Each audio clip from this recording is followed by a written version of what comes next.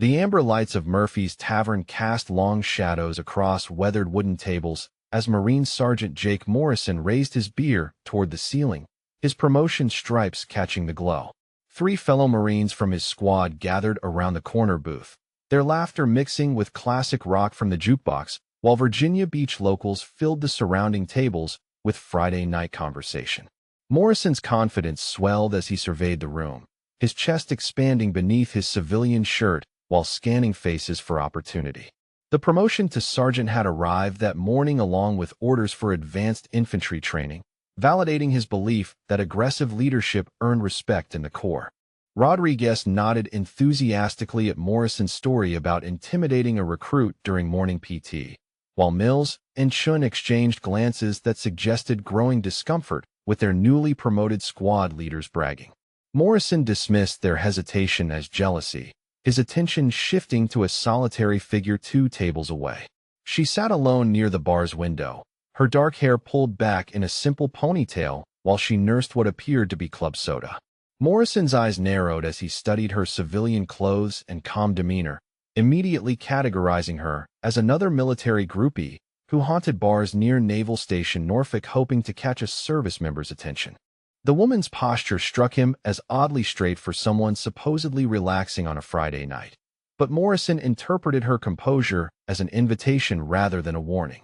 He stood abruptly, ignoring Rodriguez's suggestion that they order another round and focus on celebrating the promotion. Morrison approached her table with the swagger that had served him well during recruit intimidation, his smile predatory as he slid uninvited into the opposite chair. She looked up from her drink with eyes that reflected neither interest nor fear, simply calm assessment that Morrison mistook for shy attraction. "Welcome to Norfolk, sweetheart," Morrison began, his voice carrying the commanding tone he used with subordinates. "You look like you could use some real military company instead of sitting here alone hoping someone notices you." The woman's expression shifted almost imperceptibly, a slight tightening around her eyes that Morrison completely missed while leaning forward with increased confidence. She set down her glass with deliberate precision and spoke in a voice that carried surprising authority for someone he assumed was a civilian. "Thank you for the offer, but I prefer solitude this evening," she replied, her tone suggesting the conversation had ended rather than begun. Morrison's smile faltered momentarily before reasserting itself with aggressive determination. "Come on, don't be like that," he pressed, reaching across the table as if to touch her hand. "A Marine sergeant doesn't get promoted every day, and I'm feeling generous about sharing the celebration." She withdrew her hand smoothly, the movement so fluid it appeared choreographed rather than reactive. Morrison's confidence wavered for the first time since entering the bar, replaced by the irritation he felt whenever someone failed to acknowledge his authority. "I said no thank you," she repeated, her voice dropping to a register that carried unmistakable finality. Morrison felt his squad watching from their table as heat rose in his cheeks, embarrassment transforming into the anger that had earned him 3 disciplinary actions during his 5-year career. He stood abruptly, his chair scraping against worn floorboards while his voice rose above the ambient noise. "Listen, lady, I'm trying to be nice here, but you're acting like you're too good for a United States Marine," he declared, his hands clenching into fists at his sides. "Maybe you need someone to teach you some respect for the uniform." Several nearby conversations paused as patrons turned toward the developing confrontation, while the woman remained seated with the same unsettling calm that had characterized her throughout their brief interaction. Morrison interpreted her stillness as submission and stepped closer to her table. The bartender, a grizzled man with navy anchor tattoos covering his forearms, began moving in their direction while keeping his hands visible and his expression neutral. Morrison noticed the movement and felt his authority being questioned by yet another person who failed to understand his elevated status. She stood then, her movement economical and controlled in a way that reminded Morrison of drill instructors rather than civilian women. At 5 feet 6 inches, she stood several inches shorter than Morrison's 6-foot frame, but something in her bearing made the height difference irrelevant.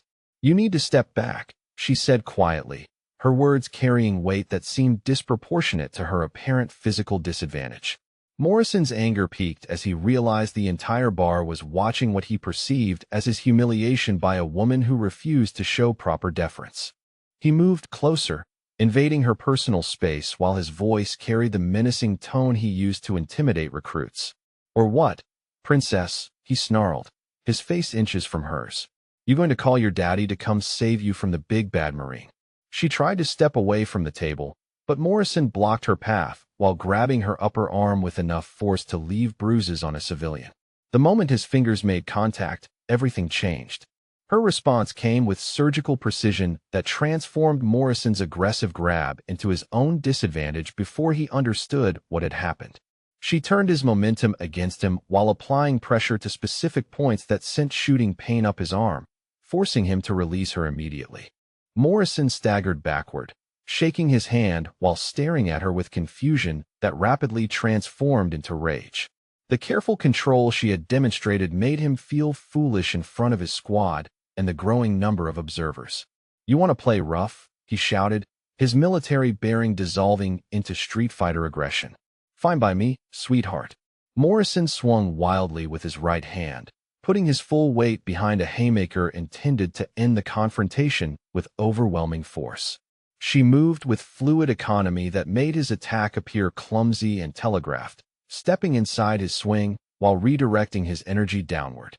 Morrison found himself face down against the wooden floor before his mind could process the sequence of movements that had put him there. His shoulder throbbed with pain that suggested professional application of joint manipulation rather than lucky defensive moves. The bar erupted in surprised conversation as Morrison struggled to his feet, his face burning with humiliation while he tried to understand how a civilian woman had handled him like a training dummy. His squad mates stared with expressions mixing shock and dawning realization that their sergeant had severely miscalculated his opponent. Rodriguez whispered something urgent to Mills while Chin shook his head slowly, all three Marines beginning to recognize the controlled, military-grade precision they had just witnessed. Morrison wiped blood from his split lip while his eyes promised retaliation. The woman stood calmly beside her overturned chair, her breathing steady and her posture relaxed despite having just neutralized an aggressive Marine sergeant. Her eyes swept the room with tactical awareness that suggested professional training rather than civilian self-defense classes. Morrison's humiliation transformed into desperate rage as he prepared for another assault, convinced that overwhelming aggression would overcome whatever martial arts tricks she had employed. The growing crowd of observers held their collective breath while the bartender reached for the phone behind the bar. She waited with the patience of someone accustomed to violence, her hands loose at her sides while her eyes tracked Morrison's movements with the precision of a predator assessing prey. Morrison's confidence crumbled further as he realized she showed no fear of his size, strength, or military bearing. "That's enough," the bartender called out, his voice carrying authority earned through years of managing military personnel. But Morrison was beyond hearing reason. His vision narrowed to the woman who had made him look weak in front of his Marines. Morrison charged again, this time attempting a football tackle that would use his weight advantage to overpower her defensive skills. She sidestepped with minimal effort while extending her leg, sending Morrison crashing into an empty table with enough force to scatter glasses and chairs across the floor. The sound of splintering wood punctuated the sudden silence as Morrison lay groaning among the wreckage, his ribs screaming with pain, while his squad members rose from their seats with expressions of growing alarm. The precision of her movements had elevated their confrontation from bar fight to professional demonstration. Mills reached Morrison first, helping him to a sitting position while Rodriguez and Chun formed a protective barrier between their sergeant and the woman who had systematically dismantled his attack. Morrison's eyes blazed with fury and confusion as he struggled to comprehend his complete tactical defeat. She adjusted her ponytail with casual indifference while surveying the damage Morrison had inflicted on the furniture during his uncontrolled landing. Her breathing remained steady, her clothes barely disturbed despite having just defended herself against a trained Marine's assault. The bartender approached with deliberate caution, his experienced eyes recognizing the aftermath of professional combat training rather than random violence. Murphy's Tavern had hosted thousands of military personnel over 2 decades, but he had never witnessed such controlled application of force by someone in civilian clothes. Morrison accepted help standing while his ribs protested every movement, his pride wounded more severely than his body by the systematic demonstration of his tactical inferiority. The woman's calm demeanor suggested she could have inflicted far more damage had she chosen to do so. "Who the hell are you?" Morrison gasped through gritted teeth, his voice mixing pain with dawning respect for an opponent whose skills clearly exceeded his own. She picked up her jacket from the back of her chair, while regarding Morrison with the same measured assessment she had shown throughout their encounter. The question hung in the air like smoke while the assembled crowd waited for an answer that would explain what they had just witnessed. "Someone you should have left alone," she replied simply, her voice carrying quiet authority that made Morrison's aggressive posturing seem juvenile by comparison. The sound of approaching sirens drifted through the tavern's windows as the bartender's call brought official attention to the disturbance, while Morrison's squad gathered around their defeated sergeant with expressions mixing concern and embarrassment. The woman showed no anxiety about police involvement, suggesting either legal immunity or professional confidence in her actions. Morrison slumped into a chair while contemplating the wreckage of what should have been a celebration of his promotion, his tactical defeat witnessed by his own Marines and documented by multiple civilian observers. The approaching emergency vehicles promised additional complications for a career already marked by disciplinary issues. She waited calmly near the bar while other patrons gave her respectful distance, their conversations resuming in hushed tones that suggested recognition of professional competence rather than fear of random violence. Morrison's confidence had evaporated completely, replaced by growing awareness that he had chosen the wrong target for his aggressive celebration. The first police officers entered Murphy's Tavern with standard protocols for domestic disturbance calls, their eyes immediately assessing the scene while noting the overturned furniture and Morrison's obvious injuries. The woman stepped forward with documentation ready, her movements suggesting familiarity with official procedures. Morrison watched through swelling eyes as she presented credentials that caused the responding officers to exchange meaningful glances before stepping back with increased deference. His squad members observed the interaction with growing unease, recognizing signs of authority they had failed to notice earlier. The systematic dismantling of Morrison's attack had lasted less than 2 minutes, but its implications would resonate through his military career with consequences he was only beginning to understand. The woman's professional competence had been demonstrated beyond question, leaving Morrison to contemplate exactly who he had chosen to assault in his moment of celebration. Officer Martinez examined the credentials with professional attention while her partner, Officer Thompson, assessed the scattered furniture and Morrison's obvious injuries. The woman stood with military bearing that contrasted sharply with her civilian attire, her posture suggesting familiarity with official scrutiny. Rodriguez stepped forward from Morrison's squad, his voice carrying protective urgency as he addressed the officers. "Our sergeant was just trying to be friendly," he explained while gesturing toward the wreckage. "This lady went crazy and attacked him for no reason." The woman turned toward Rodriguez with the same measured gaze she had shown Morrison, her expression shifting to one of command authority that made the younger Marine instinctively straighten. "Stand down, Marine," she said quietly, her tone carrying weight that bypassed conscious thought and triggered military conditioning.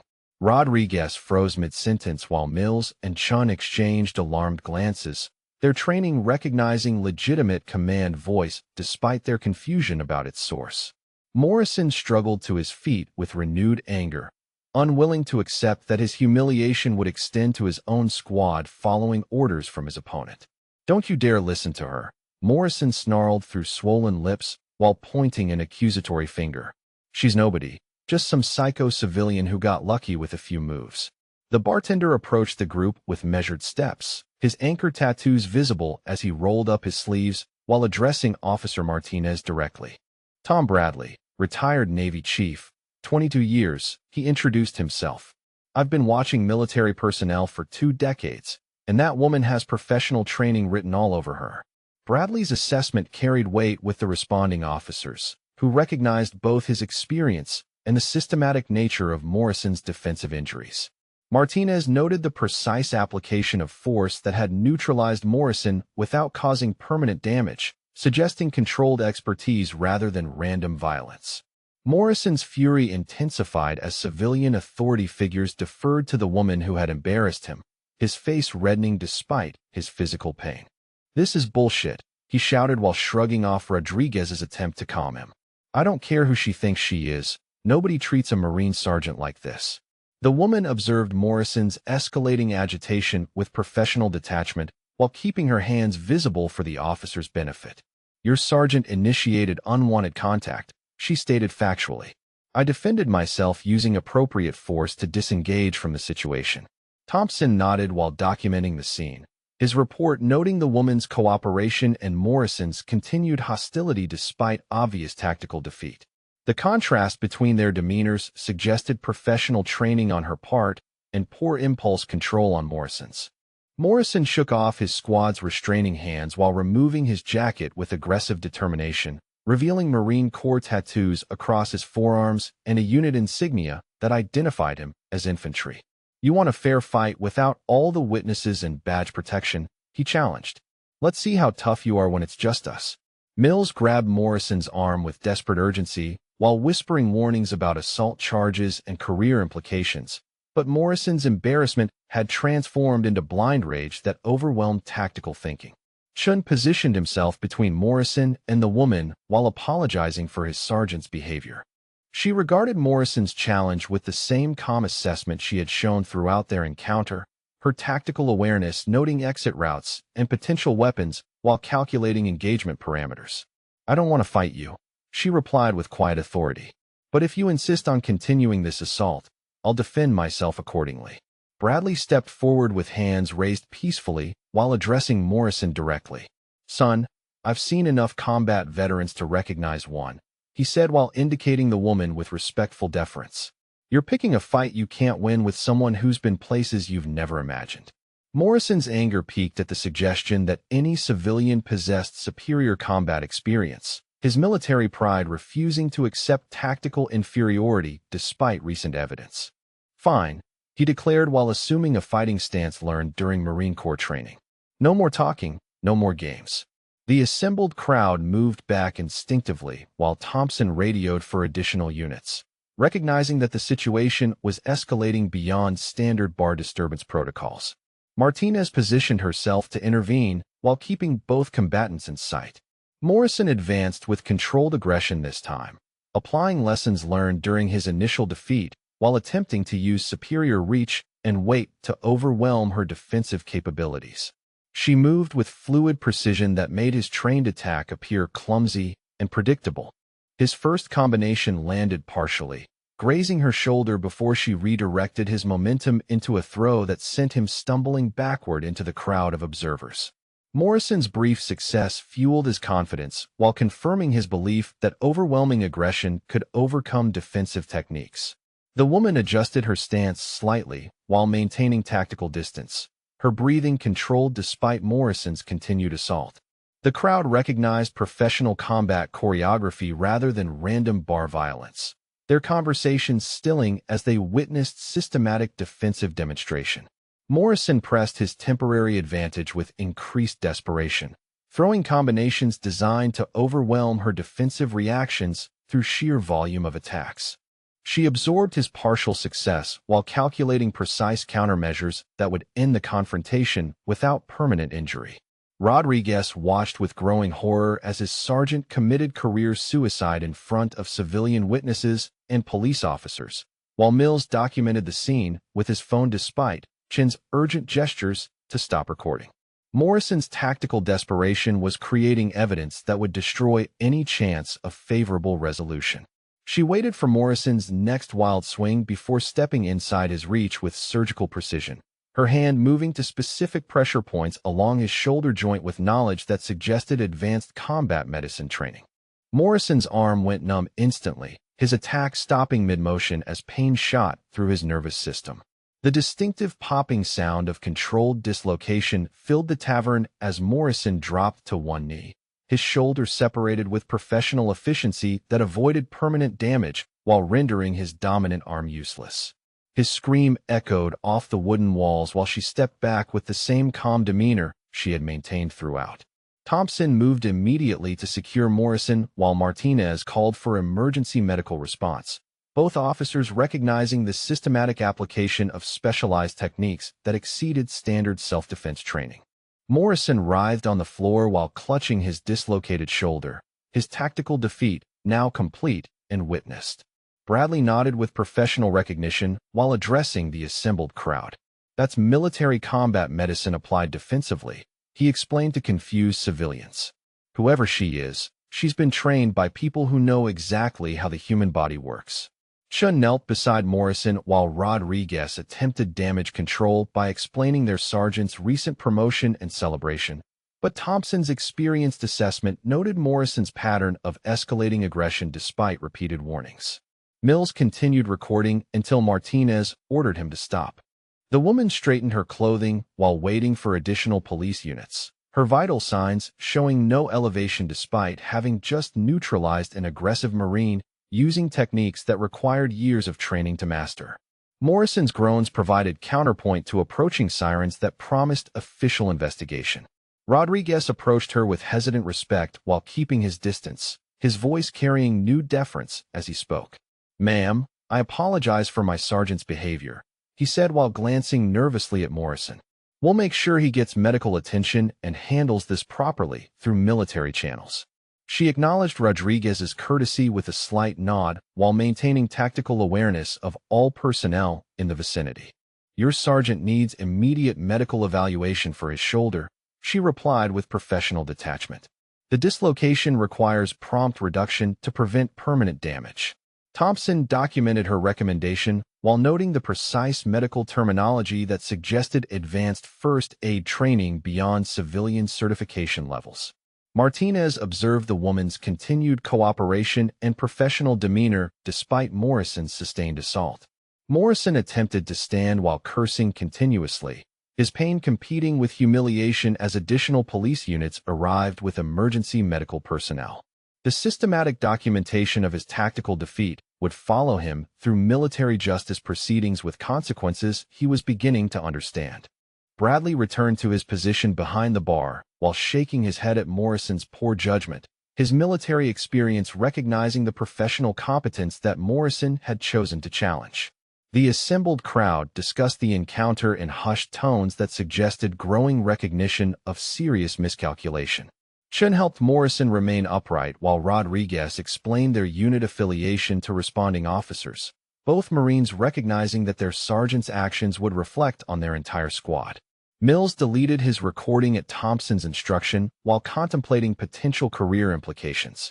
She waited near the window while additional officers established scene security, her documentation ready for whatever investigation would follow Morrison's sustained assault.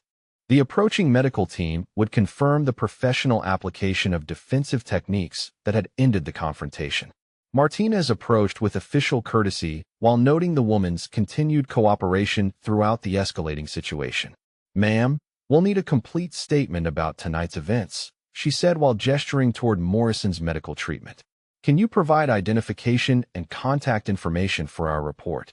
The woman produced military identification that caused Martinez to pause mid-sentence before stepping back with increased deference, her expression shifting as she processed credentials that suggested significant authority beyond civilian self-defense training.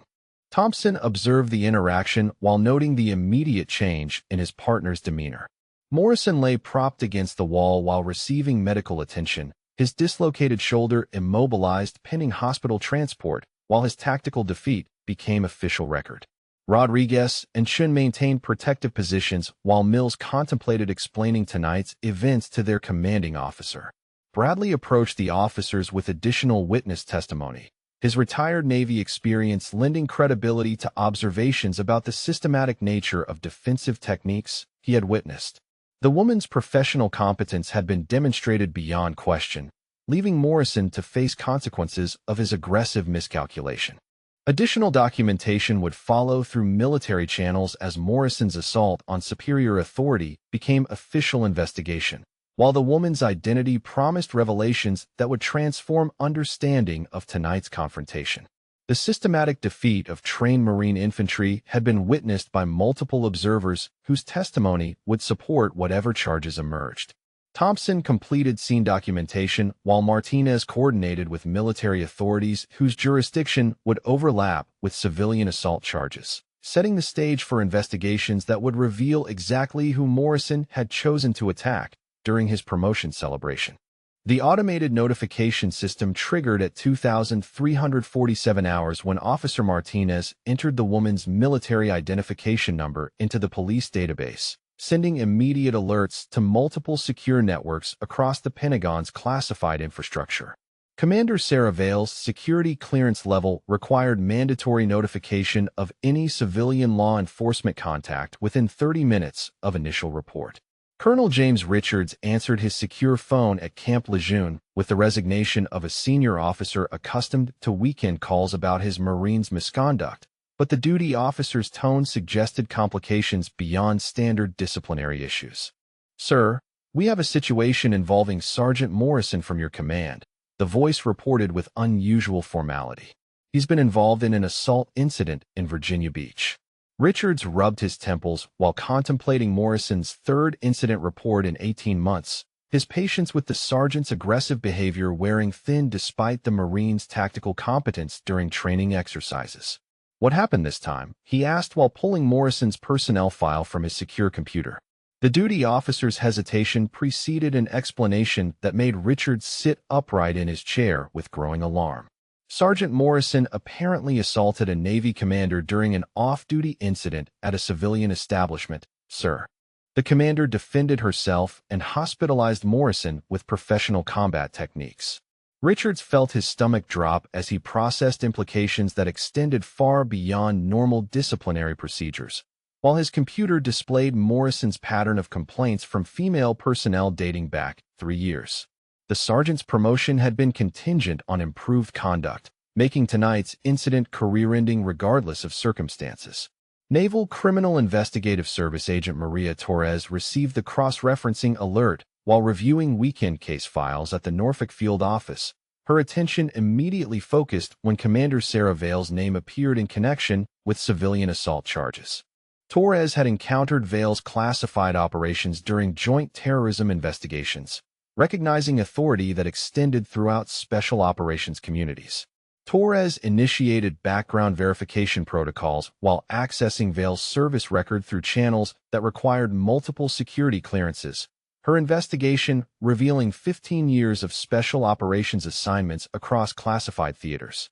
The systematic precision described in police reports matched Torres's knowledge of Vale's professional reputation. Dr. Jennifer Walsh examined Morrison's shoulder dislocation at Norfolk General Hospital while noting the surgical precision that had separated his joint without damaging surrounding tissue, her emergency medicine experience recognizing technique that exceeded standard self-defense training. The controlled application of force suggested advanced combat medicine knowledge possessed by elite military specialists.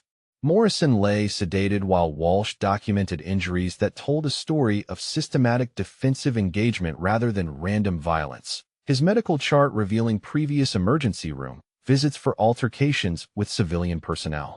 The pattern suggested aggressive behavior that had finally encountered professional opposition. Torres contacted Pentagon liaison offices while confirming Vale's current assignment to classified counterterrorism operations, her investigation revealing command authority that encompassed Joint Service Special Operations training programs. Vale's operational history included missions that remained classified above Torres's clearance level. Colonel Richards reviewed Morrison's complete personnel file while discovering complaints from 4 female Marines who had reported aggressive behavior during the sergeant's previous assignments, each incident documented but resolved through administrative channels that avoided formal charges. Tonight's assault on a superior officer would trigger comprehensive investigation. The emergency room physician noted Morrison's vital signs while observing the professional restraint evident in his injuries, recognizing that whoever had defended against his assault possessed training in non-lethal neutralization techniques. Morrison's blood alcohol content explained his poor judgment, but not his tactical defeat by someone he had assumed was civilian. Torres accessed Vale's operational designations while learning that Commander Vale held authority over joint special operations training programs that included Marine Corps elements, making Morrison's assault a violation of military hierarchy that transcended service boundaries. The investigation would require coordination between Navy and Marine Corps command structures. Richards called his operations officer while preparing for damage control that would extend throughout his command. Morrison's assault on Navy Special Operations leadership, threatening unit reputation and inter-service relationships. The colonel's experience with difficult Marines had not prepared him for explaining assault on SEAL Team 6 command.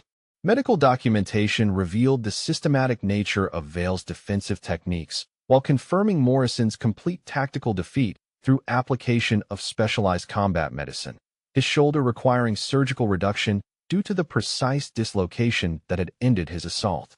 The technique suggested training available only through elite military programs. Torres reviewed Vale's classified mission summaries while recognizing operational authority that placed her among the Navy's most experienced special operations commanders, her current assignment overseeing counterterrorism training that included Marine Corps personnel. Morrison's assault represented attack on his own chain of command. Richards accessed Morrison's psychological evaluations while discovering recommendations for anger management counseling that had been ignored during his recent promotion process. The sergeant's pattern of aggressive behavior toward female personnel now threatening broader military relationships. Tonight's incident would require formal investigation by military justice authorities. The attending physician completed Morrison's treatment while noting defensive wounds that suggested systematic engagement with someone possessing advanced martial arts training. His medical report documenting injuries consistent with professional military application of controlled force. Morrison's humiliation would be compounded by medical evidence of his tactical inadequacy. Torres confirmed Vale's security clearances while learning that her operational designation required immediate notification of any law enforcement contact, the automated systems having already triggered alert protocols throughout Pentagon's Special Operations Coordination Centers. Vale's authority extended far beyond Morrison's understanding. Richards prepared briefing materials for his commanding general while contemplating career implications for his entire unit. Morrison's assault on Navy Special Operations Command threatening relationships that enabled joint training programs. The sergeant's poor judgment would require explanation to authorities who measured unit effectiveness through personnel conduct. Emergency room staff processed Morrison's discharge paperwork while noting the professional restraint evident in his defensive injuries, recognizing that his opponent had possessed both capability and judgment to neutralize his assault without permanent damage.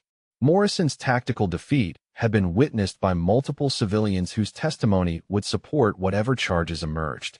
Torres contacted SEAL Team 6 liaison offices while confirming Vale's operational status, her investigation revealing command authority that encompassed some of the Navy's most classified special operations programs.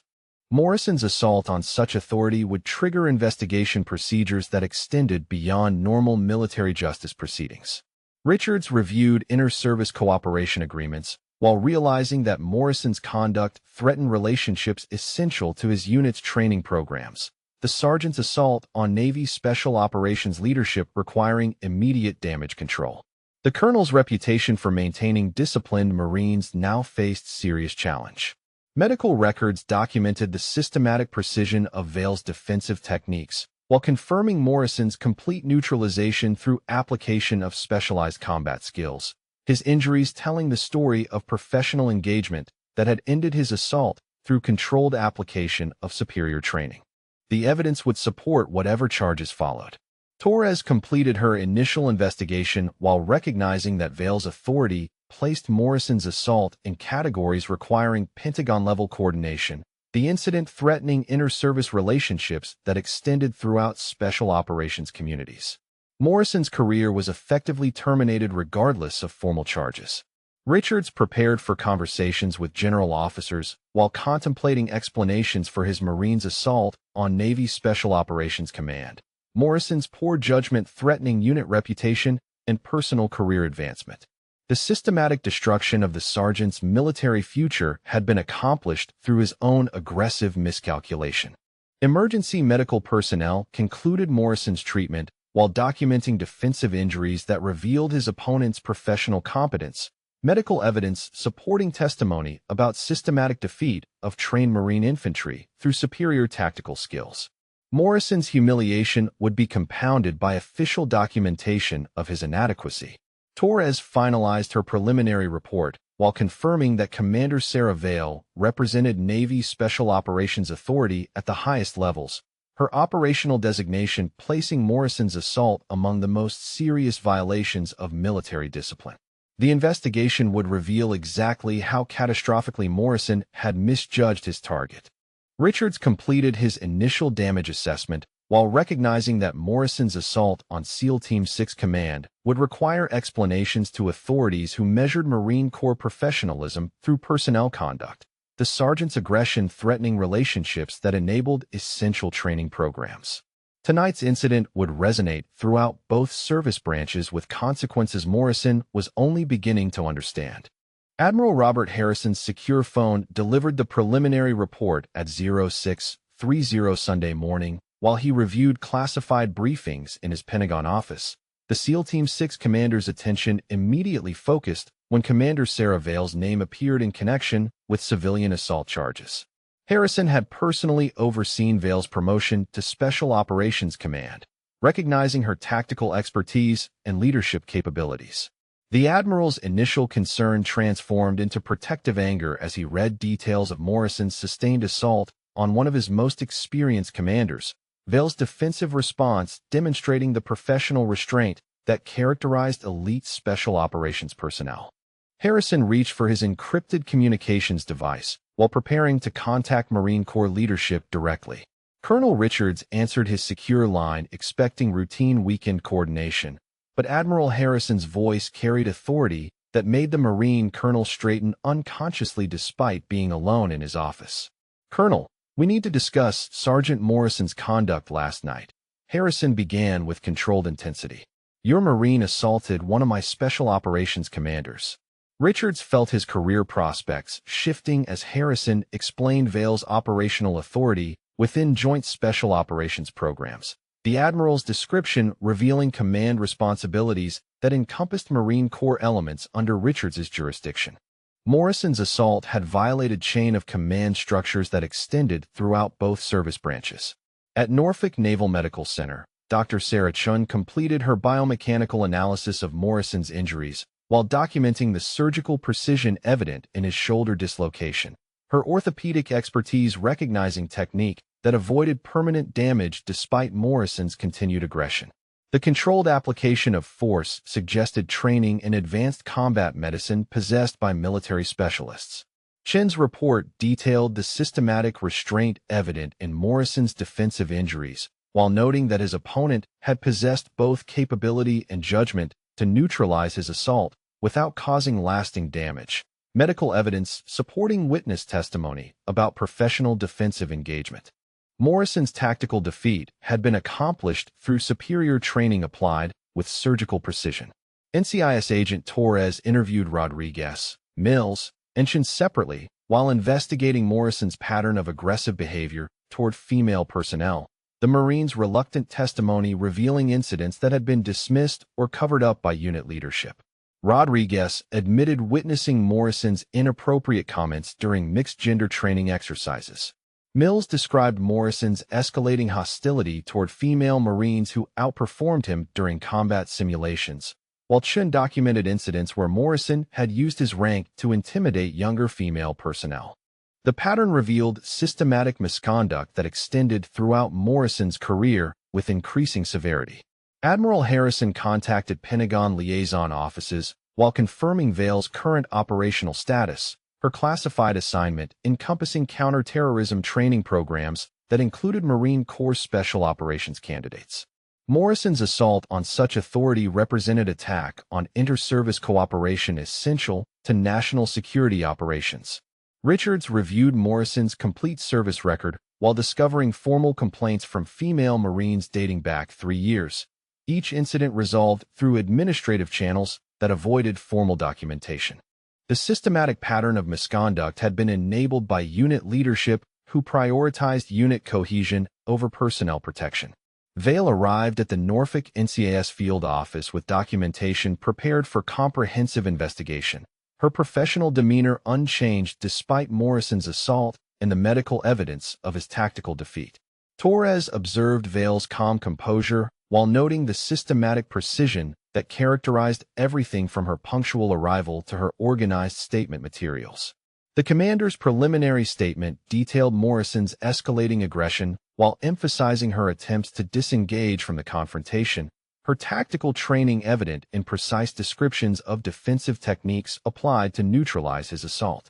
Vale's professionalism contrasted sharply with Morrison's documented pattern of misconduct.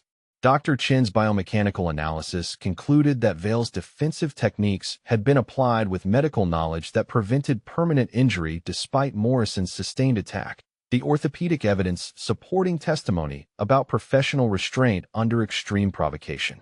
Morrison's injuries told the story of controlled engagement by someone with advanced training.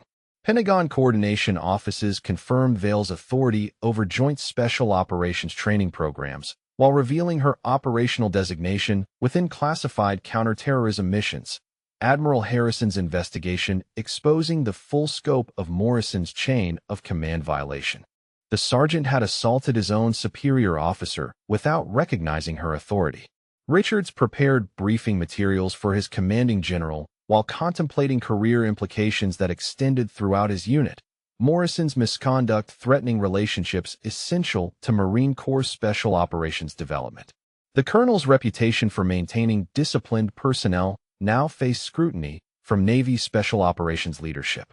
Torres documented Vale's statement while observing the systematic precision that characterized her responses to investigative questions, the commander's tactical experience evident in comprehensive answers that anticipated follow-up inquiries. Vale's cooperation demonstrated professional standards that contrasted sharply with Morrison's documented behavioral problems. Admiral Harrison coordinated with Marine Corps leadership while emphasizing the severity of Morrison's assault on Navy Special Operations Command, his conversation with Richards establishing consequences that would resonate throughout both service branches. Morrison's career termination was now inevitable regardless of civilian charges. Medical documentation confirmed the professional application of Vale's defensive techniques while establishing Morrison's complete tactical defeat through systematic neutralization that avoided permanent injury, Dr. Chin's analysis providing evidence that would support whatever charges emerged from investigation. Morrison's humiliation had been witnessed and medically documented. Vale completed her NCIS statement while maintaining the calm professionalism that had characterized her response throughout Morrison's assault, her tactical experience evident in comprehensive testimony that would support prosecution. Torres recognized the systematic competence that placed Vale among elite military personnel. Richards received preliminary guidance from his commanding general while learning that Morrison's assault on Navy Special Operations Authority required immediate disciplinary action, the Marine Corps leadership recognizing threat to inter-service relationships essential to joint operations. Morrison's misconduct would be prosecuted to the full extent of military justice. Pentagon liaison officers confirmed Vale's operational authority while revealing her current assignment to classified programs that encompassed Marine Corps Special Operations training, Harrison's investigation exposing Morrison's complete ignorance of his target's legitimate command status. The sergeant had attacked someone whose authority extended over his own career development. Dr. Chin finalized her medical analysis while documenting defensive techniques that demonstrated Vale's professional training and tactical restraint. Orthopedic evidence confirming witness testimony about systematic engagement that had neutralized Morrison's assault through superior skill. Medical documentation would support whatever charges followed investigation.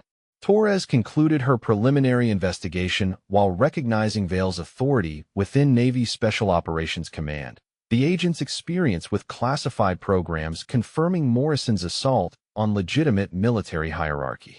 The sergeant's misconduct represented serious violation that would trigger comprehensive disciplinary proceedings.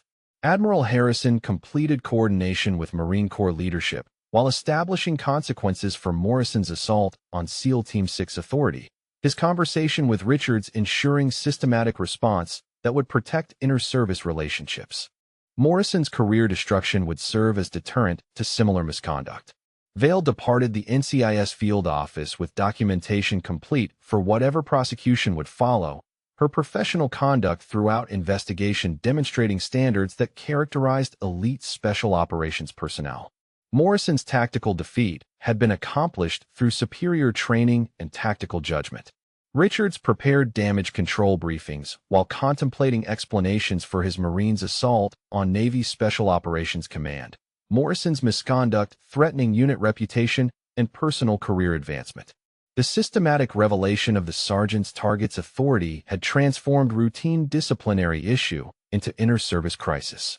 Pentagon coordination confirmed Vale's classification level while revealing operational designation that placed her among the Navy's most experienced special operations commanders. Harrison's investigation exposing the catastrophic nature of Morrison's misjudgment.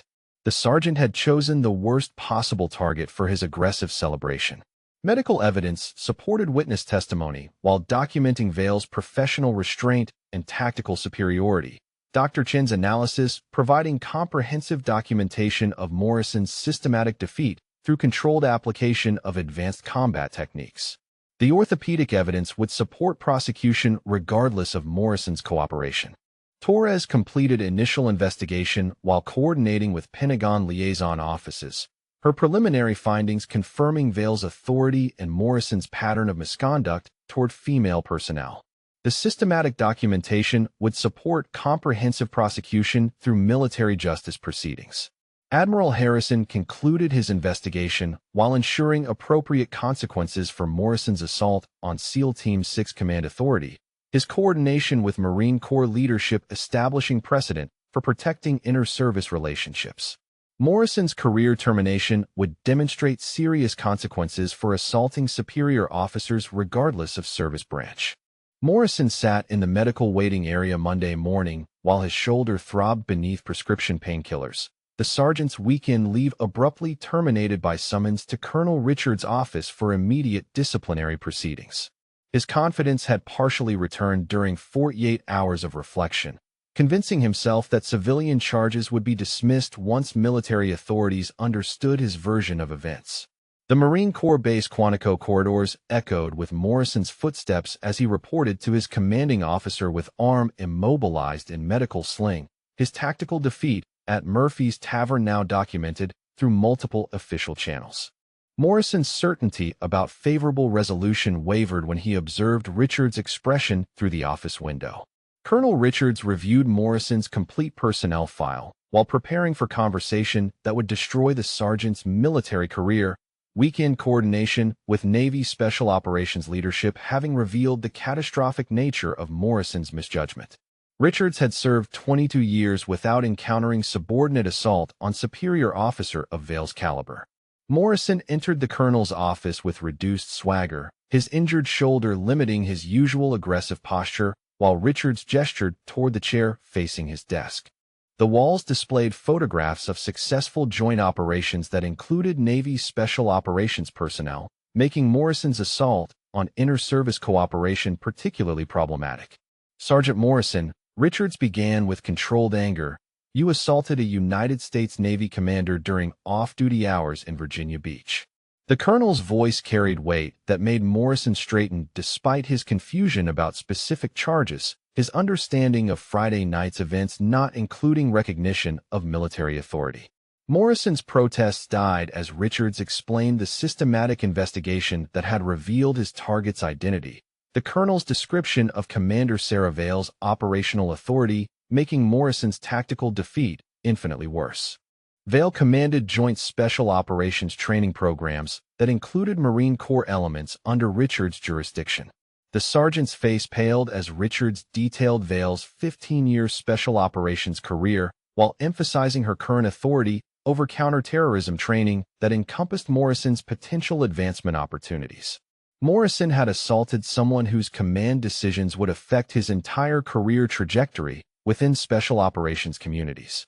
Richards opened Morrison's disciplinary file while revealing the pattern of complaints from female personnel that had been documented throughout his service record. each incident contributing to a comprehensive picture of systematic misconduct. Morrison's promotion to sergeant had been contingent on improved conduct that Friday night's assault had violated catastrophically. You attacked a superior officer who outranks you by 4 pay grades and possesses operational authority over Marine Corps Special Operations Development, Richards explained while Morrison struggled to process implications. Commander Vale could have ended your career through administrative channels, but you chose to assault her physically instead. Morrison's understanding shifted as Richards described Vale's professional restraint during their confrontation, her defensive techniques having neutralized his assault while avoiding permanent injury despite his sustained aggression. Morrison's tactical inadequacy had been demonstrated through medical evidence that documented his systematic defeat. Formal charges include assault on superior officer, conduct unbecoming, public intoxication, and violation of inter-service cooperation protocols, Richards announced while Morrison's career prospects dissolved. Your promotion to sergeant is revoked effective immediately, and you're reassigned to base duties pending investigation completion. The sergeant sat stunned while contemplating systematic destruction of advancement opportunities that had motivated his military service, Morrison's aggressive behavior having eliminated prospects for special operations training that represented his career goals. Richards observed Morrison's comprehension with professional satisfaction. At Norfolk Naval Base, Commander Vale reviewed Morrison's complete service record while preparing her formal statement for military justice proceedings, her investigation revealing pattern of misconduct toward female personnel spanning 3 years. Vale's experience with personnel management recognized systematic behavioral problems that required comprehensive intervention. Vale noted complaints from 4 female Marines who had reported Morrison's inappropriate conduct during previous assignments. Each incident resolved through administrative channels that enabled continued misconduct. The pattern suggested unit leadership failure to address behavioral problems that had escalated to assault on superior authority. Morrison's squad mates gathered in their barracks while processing news of their sergeant's assault on Navy Special Operations Command, Rodriguez and Mills exchanging worried glances as they contemplated career implications. Chun reviewed weekend events while recognizing their collective failure to prevent Morrison's catastrophic misjudgment. The Marines discussed Morrison's pattern of aggressive behavior while acknowledging their complicity in enabling misconduct that had damaged unit reputation, their silence during previous incidents having contributed to escalation that threatened inter-service relationships. Morrison's career destruction would affect their advancement opportunities within joint training programs. Vale completed her personnel review while documenting Morrison's systematic misconduct pattern for military justice authorities, her analysis revealing behavioral escalation that threatened unit cohesion and operational effectiveness. Morrison's assault on superior authority represented culmination of unaddressed disciplinary problems. Richards coordinated with his commanding general while explaining Morrison's assault on Navy Special Operations leadership, the colonel's career facing scrutiny for enabling subordinate misconduct that damaged Marine Corps reputation. Morrison's behavioral problems had been documented but inadequately addressed through unit-level discipline. Morrison reported to base administration offices while processing paperwork for rank reduction and duty reassignment, his sergeant stripes removed through administrative action that reflected career termination regardless of formal charges. Morrison's confidence had evaporated completely as he confronted consequences of assaulting superior authority. Vale's formal statement detailed Morrison's escalating aggression while emphasizing attempts to disengage from confrontation, her tactical training evident in precise descriptions of defensive techniques applied to neutralize sustained assault. Morrison's pattern of misconduct toward female personnel supported comprehensive prosecution. The defendant processing included psychological evaluation that would determine Morrison's suitability for continued military service, his aggressive behavior pattern suggesting personality disorders that compromised unit effectiveness. Morrison's assault on superior officer had triggered comprehensive review of his military aptitude. Rodriguez distanced himself from Morrison while explaining to unit leadership that their former sergeant's behavior had not reflected squad values, the Marines' career protection requiring dissociation from Morrison's misconduct. Mills and Chun provided similar statements that emphasized their disapproval of Morrison's aggressive conduct. Vale coordinated with Admiral Harrison while ensuring appropriate consequences for Morrison's assault on SEAL Team 6 authority, her recommendation emphasizing systematic misconduct pattern that required deterrent punishment. Morrison's career termination would demonstrate consequences for assaulting superior officers. Morrison's reduced rank eliminated advancement opportunities while restricting him to manual labor assignments that reflected his diminished status within military hierarchy, the former sergeant's aggressive behavior having destroyed prospects for special operations training. Morrison's tactical inadequacy had been documented through medical evidence and witness testimony. Richards prepared unit briefings while addressing Morrison's assault on inter-service cooperation, the colonel's explanation emphasizing respect for authority regardless of service branch or apparent civilian status. Morrison's misjudgment threatened relationships essential to joint training programs. Vale returned to classified operations while Morrison's case proceeded through military justice channels, her professional conduct throughout investigation demonstrating standards that characterized elite special operations personnel. Morrison's systematic defeat had been accomplished through superior training and tactical restraint. Morrison's barracks assignment reflected his reduced status, while former squadmates avoided association with his damaged reputation, the ex-sergeant's misconduct having eliminated social connections within military community. Morrison's isolation demonstrated consequences of behavioral patterns that violated military culture. Administrative processing confirmed Morrison's career limitations while restricting advancement opportunities that had motivated his military service, his assault on superior authority having eliminated prospects for specialized training. Morrison faced potential discharge proceedings that would terminate military career entirely. Vale's operational designation required return to classified missions while Morrison's consequences proceeded through established disciplinary channels, her authority having been demonstrated beyond question through professional response to sustained assault. Morrison's tactical defeat would serve as precedent for respecting superior officers. Richards concluded damage control efforts while ensuring unit reputation recovery from Morrison's misconduct, the colonel's leadership requiring demonstration that Morrison's behavior did not reflect broader unit values. Morrison's career destruction would enable restoration of inter-service relationships.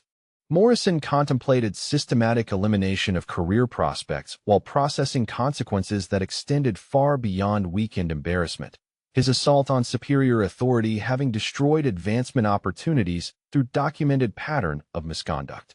Morrison's aggressive behavior had achieved complete career termination through systematic misjudgment of legitimate military hierarchy. Morrison accepted non-judicial punishment 6 weeks after his assault on Commander Vale, the former sergeant's reduction to private accompanied by mandatory counseling sessions that would determine his continued military service eligibility. Dr. Angela Peterson specialized in anger management therapy for military personnel, her civilian practice contracted by Pentagon officials who recognized systematic behavioral problems requiring professional intervention. The anger management sessions revealed Morrison's pattern of aggressive responses to perceived challenges to his authority, his psychological evaluation documenting personality traits that had enabled escalating misconduct toward female personnel. Peterson's assessment emphasized environmental factors that had reinforced Morrison's belief that aggression demonstrated leadership capability. Morrison's manual labor assignments included base maintenance duties that reflected his diminished status within military hierarchy, the former sergeant's daily routine now consisting of groundskeeping and facility cleaning under supervision of personnel he had previously outranked. His tactical inadequacy had been demonstrated through documented defeat by superior authority. Commander Vale returned to classified operations while using Morrison's case as educational opportunity during inter-service training seminars, her presentation emphasizing recognition of authority regardless of apparent civilian status or service branch affiliation. Vale's systematic response to sustained assault demonstrated professional standards that characterized elite special operations personnel. Colonel Richards implemented mandatory training programs addressing respect for authority and recognition of inter-service cooperation, his unit-wide instruction emphasizing consequences of Morrison's misconduct toward Navy Special Operations Command. Richard's leadership required restoration of unit reputation through documented behavioral improvement. Peterson's therapeutic approach focused on Morrison's underlying insecurity that manifested through aggressive dominance behaviors. Her analysis revealing personality patterns that had developed during adolescence and been reinforced through military culture that rewarded aggressive leadership. Morrison's treatment required fundamental behavioral modification. Vale's training presentations reached Marine Corps units throughout Eastern Command, while emphasizing professional conduct expectations during off-duty hours. Her systematic approach addressing cultural problems that had enabled Morrison's pattern of misconduct. Vale's authority within joint training programs ensured widespread implementation of corrective measures. Morrison's psychological evaluation progressed through structured sessions that challenged his assumptions about authority and respect. Peterson's expertise revealing cognitive distortions that had justified aggressive behavior toward female personnel. Morrison's rehabilitation required acknowledgement of systematic misjudgment rather than isolated incident. The base maintenance assignments provided Morrison with perspective on military hierarchy, while demonstrating consequences of behavioral choices that had destroyed advancement opportunities, his daily routine reinforcing lessons about respecting authority regardless of personal preferences. Morrison's reduced status reflected comprehensive career limitation. Vale coordinated with Pentagon training authorities while developing protocols for recognizing special operations personnel in civilian environments. Her systematic approach addressing security concerns that extended throughout classified communities. Morrison's assault had revealed vulnerabilities that required corrective training implementation. Richards monitored Morrison's behavioral modification while documenting progress that would determine continued military service eligibility. The colonel's oversight ensuring systematic rehabilitation that prevented recurrence of misconduct patterns. Morrison's transformation required sustained effort rather than superficial compliance. Peterson's sessions revealed Morrison's gradual recognition of authority structures that extended beyond visible rank indicators. Her therapeutic approach enabling cognitive restructuring that challenged assumptions about civilian personnel and inter-service relationships. Morrison's behavioral change required fundamental attitude modification.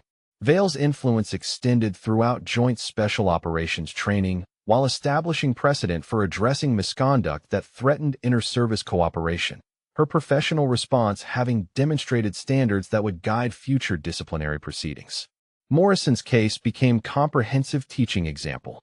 Morrison's rehabilitation included community service assignments that exposed him to civilian authority figures whose expertise exceeded his military experience. Peterson's structured program requiring recognition of competence regardless of apparent status indicators. Morrison's cognitive development required systematic challenge to previous assumptions. The mandatory training programs reached battalion level while addressing cultural attitudes that had enabled Morrison's misconduct. Richards' implementation ensuring comprehensive education about recognizing authority and respecting professional competence. Morrison's assault had triggered systematic cultural examination. Peterson documented Morrison's behavioral progress while noting gradual reduction in aggressive responses to perceived challenges. Her therapeutic expertise recognizing personality changes that suggested genuine rehabilitation rather than superficial compliance. Morrison's transformation required sustained psychological work. Vale's classified operations included training programs that addressed recognition of special operations personnel in civilian environments. Her systematic approach ensuring security protocols that prevented similar incidents. Morrison's assault had exposed operational vulnerabilities requiring corrective measures. Morrison's 6-month evaluation revealed significant behavioral improvement while documenting reduced aggression and increased respect for authority structures. Peterson's assessment recommending continued military service with restrictions on advancement opportunities. Morrison's rehabilitation had achieved fundamental attitude change. Richards completed unit culture assessment while implementing permanent protocols for inter-service respect and authority recognition. His leadership ensuring systematic prevention of misconduct that threatened joint operations. Morrison's case had demonstrated consequences that would deter similar behavioral problems. Vale returned to counterterrorism operations while maintaining involvement in training programs that addressed professional conduct expectations. her authority ensuring continued implementation of corrective measures throughout special operations communities. Morrison's assault had catalyzed comprehensive cultural improvement. Morrison encountered Commander Vale during inter-service training exercise 18 months after their initial confrontation. His behavioral transformation evident in immediate recognition of her authority and appropriate military courtesy. Morrison approached with measured respect that demonstrated genuine rehabilitation. "Ma'am," Morrison said while maintaining proper military bearing, "I owe you a formal apology for my conduct in Virginia Beach."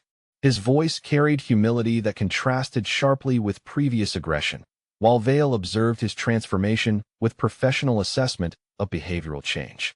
Vale accepted Morrison's apology while noting the systematic improvement evident in his demeanor and communication style, her tactical experience recognizing genuine behavioral modification rather than superficial compliance. Morrison's rehabilitation had achieved fundamental personality change that restored his military service eligibility. The training exercise included multiple service branches while demonstrating inter-service cooperation that Morrison's previous misconduct had threatened, his participation requiring documented behavioral standards that prevented recurrence of aggressive conduct. Morrison's transformation enabled productive contribution to joint operations. Peterson's final evaluation documented Morrison's successful completion of anger management therapy while recommending continued monitoring of behavioral patterns, her professional assessment confirming fundamental attitude changes that eliminated risk of misconduct recurrence. Morrison's rehabilitation had achieved comprehensive personality modification. Vale's influence throughout special operations training ensured permanent implementation of protocols addressing authority recognition and professional respect, her systematic approach having transformed Morrison's assault into educational opportunity that improved military culture. Morrison's case became precedent for addressing misconduct. Morrison's continued military service included advancement restrictions that reflected consequences of previous misconduct while enabling productive contribution within appropriate limitations, his behavioral transformation demonstrating possibility of rehabilitation through professional intervention. Morrison's career reflected both accountability and redemption opportunity. Richards concluded comprehensive review of unit culture while documenting permanent improvements in inter-service respect and authority recognition, his leadership having transformed Morrison's misconduct into systematic cultural advancement. Morrison's assault had catalyzed positive change that strengthened military professionalism.